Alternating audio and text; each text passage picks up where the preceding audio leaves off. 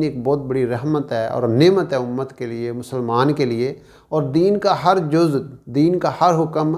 سراسر خیریں ہی خیریں ہیں اس میں۔ نماز ہے سب سے پہلا فائدہ، جو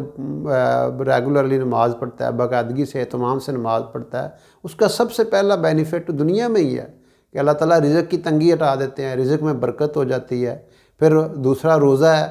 اب روزے کی برکت سے فرمایا کہ رمضان میں مومن کا رزق فراخ کر دیا جاتا ہے۔ اب یہ دنیاوی فائدہ ہے، ہر بندہ چاہتا ہے میرا رزق فراخ ہو، اور یہ عملی طور پہ دیکھا گیا کہ رمضان میں انسان کتنا وہ اللہ تعالیٰ اس کے لیے اوپر رزق کے دروازے کھول دیتے ہیں۔ اور پھر تیسرا زکوٰۃ ہے، اب فرمایا کہ جو زکوٰۃ ادا کرتا ہے تو اب ظاہری طور پہ مال میں کمی آ رہی ہے، لیکن اللہ اور اللہ کے رسول کے جو ارشادات ہیں، قرآن و حدیث میں جو باتیں ہیں، اس میں کیا ہے، زکوٰۃ دینے والے کا مال بڑھتا ہے، کم نہیں ہوتا، اور یہ اس کو پورے یقین کے ساتھ جو ہے یہ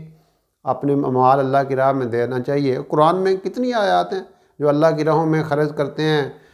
وہ کمثل حبۃ انبتت سبع سنابل فی کل سنبلۃ مئۃ حبۃ، مثال دی گئی کہ ایک بیج بکھیرتا ہے، اس سے 7 بالیاں نکلتی ہیں، ہر ایک میں 100 دانے، تو گویا اللہ کی راہ میں خرچ کرنے والا وہ اس پہ جو ہے نا اللہ فراخی عطا فرماتے ہیں۔ تو یہ دنیا کا فائدہ، ہر بندہ چاہتا ہے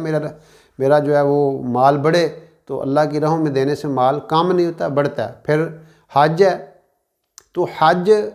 پہ حدیث میں آتا ہے جو بندہ حج پہ جتنا پیسہ لگاتا ہے، جتنا سرمایہ خرچ کرتا ہے، تو اللہ دنیا کے اندر اس کو واپس لوٹا دیتے ہیں۔ یعنی یہ اللہ کا وعدہ ہے کہ دنیا کے اندر اس کو وہ مال اس کا لوٹا دیا جائے گا جو وہ حج کے سفر کے دوران استعمال کرتا ہے۔ تو اس لیے دین ہمارے اوپر بوجھ نہ ہم اس کو سمجھیں، بلکہ یہ اللہ کی رحمت ہے، اور دین کا ہر عمل، دین کا ہر جز، اس میں خیریں ہی خیریں ہیں۔ اس میں آپ ایون کسی کو السلام علیکم کہتے ہیں تو اس سے بھی آپ کو سکون ملتا ہے، آپ کسی کا شکریہ ادا کرتے ہیں، اس میں بھی آپ کو ایک سکون ملتا ہے۔ تو اس لیے دین کے جتنے بڑے بڑے اعمال ہیں وہ ہم اس کو بوجھ نہ سمجھیں، بلکہ یہ اپنی سعادت سمجھیں، اور یہ صرف آخرت کا فائدہ نہیں ہے بلکہ دنیا کا پہلے فائدہ ہے۔ جتنے بھی دینی اعمال ہیں، دینی چیزیں ہیں، وہ اس لیے قرآن نے کہا ہے کہ کامیابی کا واحد ذریعہ دین کے اوپر چلنے میں ہے۔ تو جو دینی زندگی کو اختیار کرے گا، اللہ اس کے لیے خیر ہی خیرے